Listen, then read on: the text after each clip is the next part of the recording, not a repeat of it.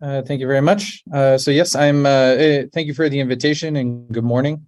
My name is Nat Trask. I'm at Sandia National Labs in New Mexico, United States. So what I'm going to present is some work that I'm pretty heavily involved in some applications-focused work looking at scientific machine learning and application of machine learning to science and engineering problems. So I'm just listing all my collaborators here. The work I'm going to present today is really related to approximation theory, and so I've highlighted the postdocs who really contributed to this work, and I've also listed my email here if anyone would like to reach out and contact me. So increasingly, people are applying machine learning to problems in science and engineering, but there's a real issue where traditional tools from numerical analysis have certain guarantees. For example, you can prove well-posedness of a certain discretization of a PDE-based model, and you can guarantee things like convergence guarantees. So there's a notion of verification and validation, which says, traditionally when someone does a simulation, you can refine a mesh. And if you have a stability theory, the Lax theorem guarantees that you'll actually converge to a true solution. And so, of course, machine learning architectures lack that kind of theory. So this first issue is what I'm going to focus on in my talk today. A big piece of the other work that we do in my group is we try and actually design architectures the same way that you would design a finite element space. So within machine learning, this would be termed like geometric machine learning. But we look at this more from a perspective of physics preservation. And if you're going to build a surrogate for a physical system, how do you build in algebraic structure that mimics things like conservation or numerical stability or entropy principles, and so on. So I'll allude a little bit to this second bullet later on in the talk, but the paper that we've submitted to these proceedings is really focused on the first one. So this all started maybe 3 or 4 years ago. My group got interested in adopting physics-informed machine learning tools and using deep learning ideas to solve PDEs. And we were frustrated by the lack of accuracy that you're able to get. Like I said, that you can't make neural networks converge. And so we've published a number of papers kind of in the last year or two that move along these lines of trying to build towards something that will reliably, as reliable as a finite element discretization converge. And I'll also allude, like I mentioned, a lot of the work that we're building toward is to how you can use these things in physics-informed contexts. So a lot of the ideas I'm going to present today, we have a paper that we just wrapped up and will be on archive later this month about using these in the context of physics-informed machine learning.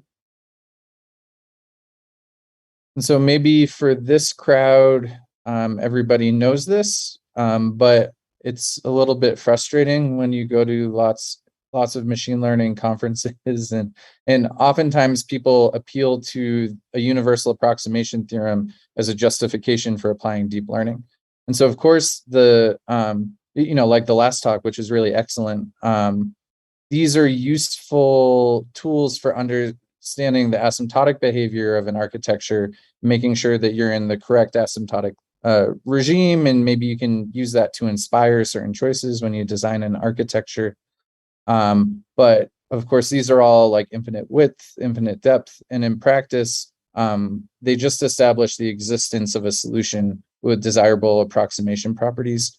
And in practice, when you train with gradient descent or atom or whatever, you end up with a sub-optimal local minimizer, and you find something that has a 0th order approximation error, right? So you can't get to an arbitrary level of accuracy. And so recently, there's a lot of excellent work that don't just establish you have something that asymptotically converges, but actually establishes convergence rates with respect to width, or with depth. Again, and most of these proofs, if you go through these references, they're constructive proofs. They're showing that you can choose weights and biases just right, so that you can achieve a certain convergence rate. Again, these just are existence of a global minimizer, and it doesn't correspond to what you're able to achieve in practice. But they give some intuition for how multi-layer perceptron dense neural networks actually do approximate things. So a lot of the work that I'm going to present today is centered on this idea of a partition of unity. If you're unfamiliar with it, it's a collection of functions which for a fixed point x in a domain sum to 1, and each function is positive. And so this one paper in particular, I'm a big fan of, and it establishes different classes of traditional numerical analysis approximators, which neural networks are able to emulate to within an arbitrary precision. And so in particular for the HP finite element version, right, so they can approximate global spectral bases, radial basis functions, HP finite element methods. So in this HP finite element method, what they prove is that for a sufficiently deep neural network, first, the network can emulate a partition of unity, and then on each partition, it can emulate a Taylor monomial. And so when you have those two properties together, you basically have the building blocks for an HP finite element approximation. You have localized polynomial approximation. And so there's an interesting property that may be obvious, but if you look at a partition of unity, if you fix a point x, you also obtain a categorical distribution. So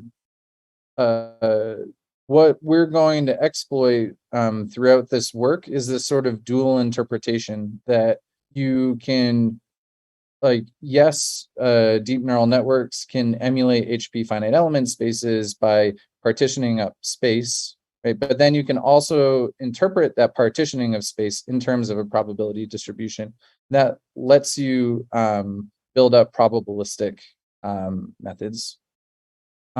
So we have this paper that we wrote last year that really took a deterministic perspective.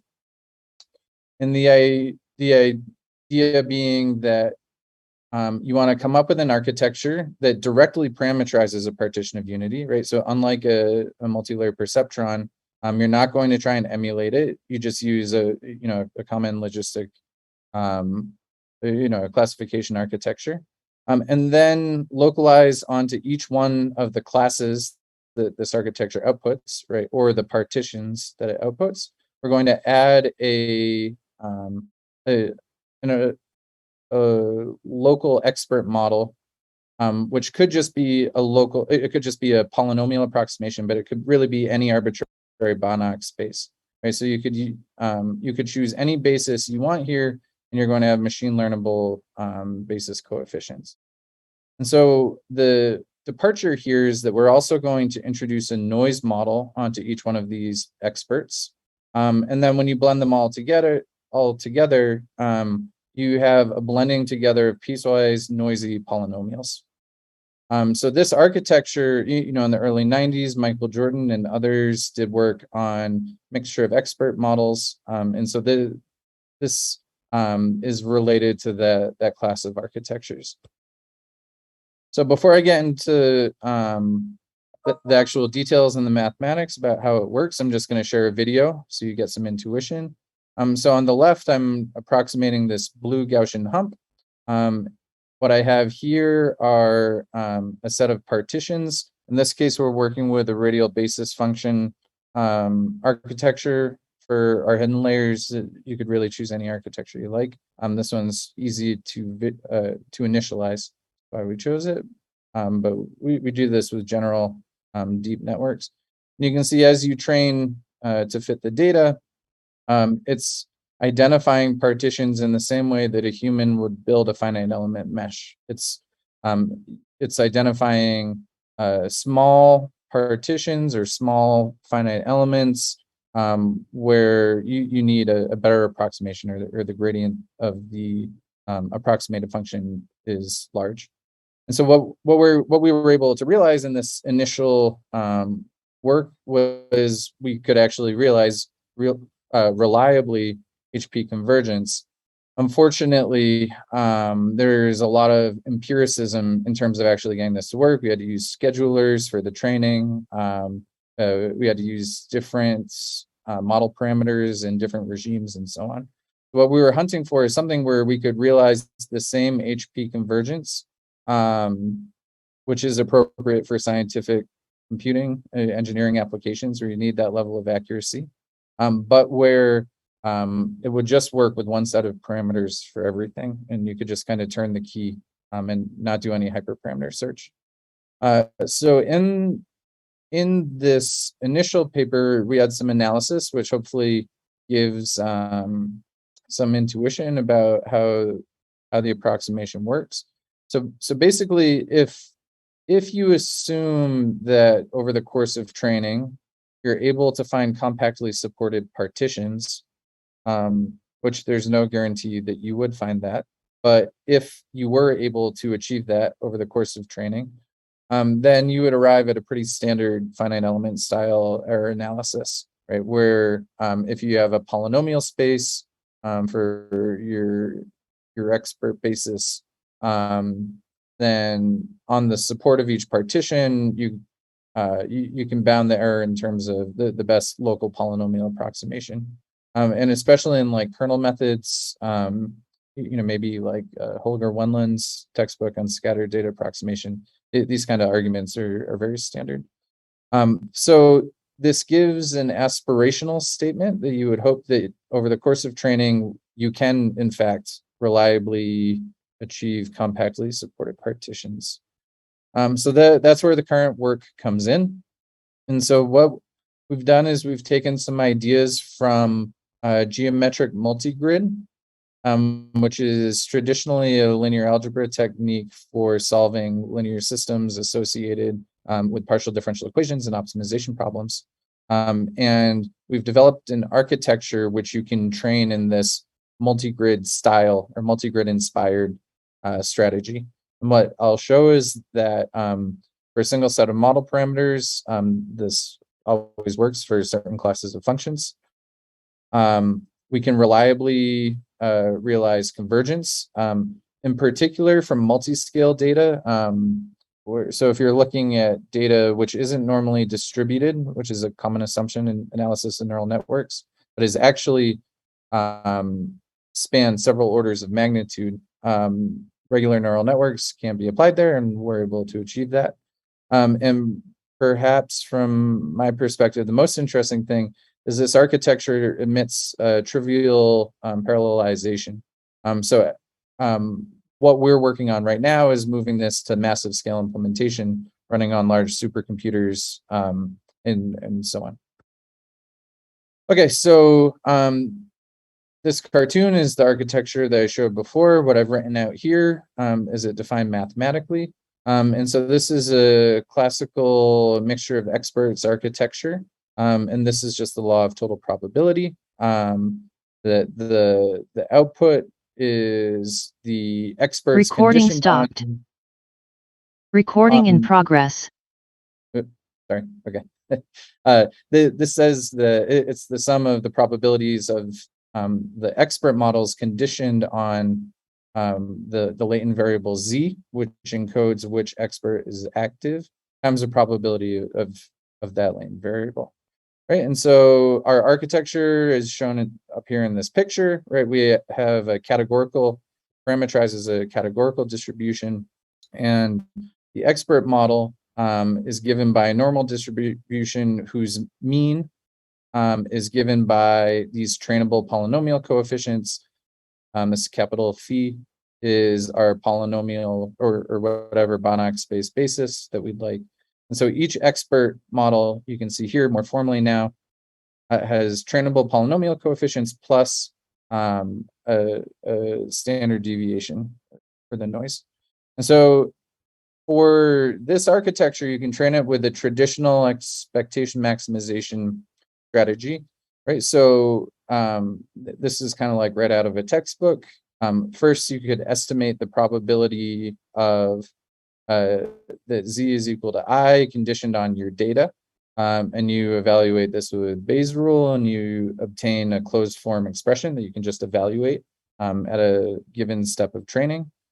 And then you go to the elbow associated with this model, keeping this posterior fixed.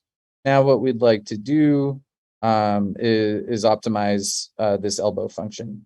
And so as with all the kind of standard expectation maximization, this leads to a decoupling of all of the expert models so that we'll be able to do some nice analytical tricks here. Right, so if you started this elbow function and you ask for stationarity, right, what we'd like is that the derivatives with respect to any given model parameter of this expression is equal to 0. And that gives you the following very nice things. So for example, this is something you could find in like Bishop's textbook, for example. So each expert model, you get a weighted least squares problem where the weight is, this is your polynomial basis, like the usual system of normal equations, but now it's weighted by that Bayesian posterior. You get a closed form estimate for the noise on each expert, again weighted by the E-step calculation, and then you're left with the, so that fills off these terms, and you're left with one term that you don't have a nice closed form expression for the minimizer. And so what we do is we just apply a step of gradient descent or atom on this term. And you can see that this term is the cross entropy between the posterior and the partition of unity network. And so what this is doing is it's steering the partitions toward the posterior at each step of training. And so this is the process. You do the E step, you calculate the W's, solve these least squares problems, fit the noise model, and apply gradient descent to update the partitions. So that's kind of standard, maybe not used often in a scientific context, but mixture of experts is certainly a very mainstream thing. So what we're interested in doing now is trying to, the intuition here is that we want to partition our partitions, right? So in the same way that in a multi-grid scheme, you would start with a coarse mesh, and then you would arrive at a fine mesh by refining the coarse mesh, and where these are nested in the sense that they're the restriction of the coarse base, or sorry, the restriction of the fine basis to the coarse is conforming. Now we'd like to do the same here. So what we have are coarse partitions. So this is denoted as the probability that Z1 is equal to I. And so this is the same model that I just presented, completely identical. You have a category, you have a classification network which outputs the expert probabilities, and then you have these polynomials that you're going to fit. But now we're going to introduce more networks, one network per coarse partition. Okay, so that means that if we have n coarse partitions, then we're going to have n plus 1 total partitions overall. And so we're going to assume that the probability decomposes, that the probability of belonging to this partition is equal to the conditional probability given by this network multiplied by the coarse probability. And again, each one of these each one of these fine expert models will have its own polynomial. And so the idea, the interesting thing here is that we have a number of tractable posteriors, right? So we can calculate what's the probability of the coarse partition conditioned on the coarse data.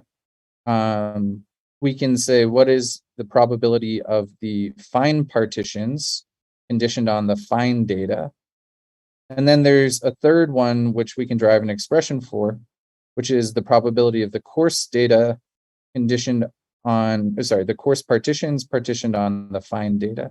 And you arrive at this last formula just by marginalizing out the fine level information. And so this resembles what's called a V cycle in traditional multi-grid, where you would first solve a model on a coarse scale, then go down to a fine scale, and then use that fine scale to inform what's going on at the coarse scale again. So again, just through the usual kind of special stuff that comes out of expectation maximization, all of the least squares problems decouple across the scales. I'm not going to go through the derivation, but again, you're left with a gradient descent update of the cross entropy loss between the posterior and the POUs. But now you have three different gradient descent updates corresponding to those three different posteriors I just described. And an interesting thing is that the elbow at the fine scale can be written in terms of the elbow associated with the coarse scale. So all of these three things combine to mean that you can train in a decoupled way, that you can independently of once you have the coarse scale, you can train each of the fine scale experts in parallel. The same as a traditional multi-grid method. And so here we are at, this would be a traditional V cycle for a two-level scheme. I'll refer to the paper for details on the actual algorithm. But like I said, this parallels the way that we're training this specific architecture. And so now I'm just going to show a number of the experiments that we have in the paper. So for piecewise polynomial approximations, where the piecewise polynomial, in this case it's piecewise quadratic, our experts are also quadratic. And like if a human were to mesh this, you would just try and fit cells that conform to the discontinuities. But over the course of training, like extremely quickly, it identifies those piecewise polynomial, these disjoint partitions, and we're able to get machine precision in terms of the accuracy. For smooth functions, I believe this is approximating just sine 2 pi x on a unit interval.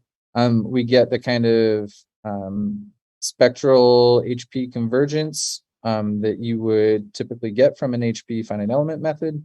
And again, just to stress that there's no hyperparameter tuning here, that we just, it doesn't matter how many partitions you have, whatever else, it just reliably trains. If you increase the number, in this case, the number of piecewise polynomial the number of piecewise polynomial subdomains, like I said, you get these indicator function like partitions.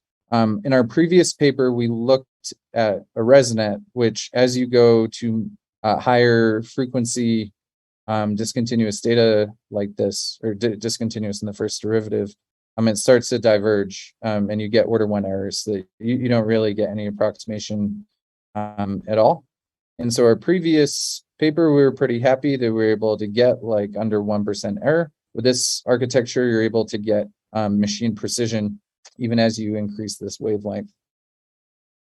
Like I mentioned, over the course of training, it's fitting the noise to the data simultaneously with performing the polynomial fit. So what that means is that if you have, if you're approximating noiseless data, then the noise model amounts to fitting an error estimator to your data, so you can get that type of uncertainty quantification.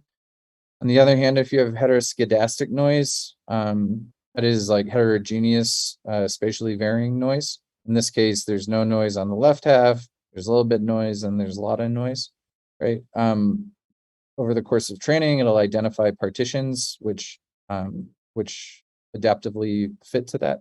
In higher dimensions, and this is maybe the part where it actually becomes interesting, we realize this sort of breaking the curse of dimensionality, right? So in this case, we have a 2D function that has some notion of like one dimensionality to it. It's this repeated pattern as you go from bottom to top. And so shown here at the top right are the kind of partitions that we're able to pull out. And so this has a discontinuous first derivative at each one of these yellow lines. It's kind of piecewise quadratic. And so you can see that we identify this kind of discontinuity conforming set of partitions. And if you compare to a Cartesian DG finite element space, a discontinuous Galerkin finite element space, with the same number, where here I'm interpreting a partition as a cell, you can see that we achieve algebraic convergence rates that are much faster than the quasi-optimal ones that you would get from a standard like Bramble-Hilbert, or sorry, a standard interpolation result for finite elements. So I won't get too much into the applications, but I'm just giving a few examples where we've applied this. The first one, it's maybe not as exciting as it is just like very practical. So at the national labs, we have a number of very large scale, like exascale computational combustion codes and other kinds of codes for performing chemistry. Many of them have lookup tables, which rely on B-spline interpolation. So that's very expensive. So what it amounts to is the more chemistry, the more physics you bring into the problem, the more dimensions you have. And because those lookup tables are constrained by the curse of dimensionality, you're stuck. You can only work with as much as you can fit in memory. And so we've done some, in some sense it's kind of boring, but in another sense, it's actually really exciting. Just replacing lookup tables with this surrogate model. So instead of evaluating a lookup table, we'll evaluate a pre-trained POU net. And so before, this will give you some crazy compression. So before we would have 1 gigabyte per species in this combustion code, and now we're getting to under a megabyte per species. And this means that you can actually go to higher dimensions in your lookup table than was previously practical. In other settings, this is sort of a multi-scale exemplar. When people simulate semiconductors, they're interested in a range of current voltage response that spans several orders of magnitude. So there's, for small voltage drops, you have exponential light growth. For large voltage drops, you have linear light growth, and you need something that can simultaneously regress all of that. And so, like I said, with a single set of parameters, we're able to fit these kind of device characteristics without any human in the loop. The last thing that I will comment on before hopefully taking some questions is to give you a sense of this paper that's coming. So really what I've discussed in this talk is this idea about piecewise polynomial approximation at the core of it, and how you can use deep neural networks to replace a typical mesh. But in, my background is actually in PDE discretization. And so a mesh gives you much more than just this piecewise polynomial approximation. A mesh has a lot of topological properties encoded through this boundary operator, right? So for example, what I have written up here is the Gauss divergence theorem. And so the relationship between a cell and the facets associated with the boundary of that cell encode a conservative divergence operator. And this is at the core of the finite volume method, discontinuous Galerkin methods, mimetic discretizations of PDEs, all these things which are constructed in order to respect conservation principles and fancier mathematical properties. And so what's interesting here is that once we have these cells, what this paper does is we show how you can use the same architecture to learn Whitney forms, which are basically, you can think of as the boundary of these partitions that we're learning. And so we learn structure preserving discrete exterior calculus operators. So things like div grad curl, but on an arbitrary manifold. And so this table shown down here shows for a bunch of partitions, and this is the same set of partitions, this table shows this notion of boundary between the two of them. So what that lets you do is it lets you learn a control volume analysis. So you can learn, in this case, we have a couple solutions to potential flow past a cylinder. And what we're learning are partitions, this kind of background, circle and these kind of polygonal regions here are control volumes, and you can use that as a basis for learning control volume analyses, which you can actually prove a lot about.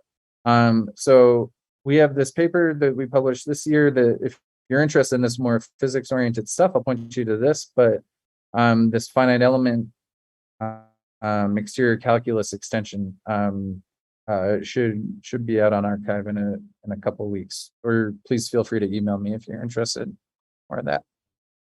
So maybe I'll just close here and take questions if there are any.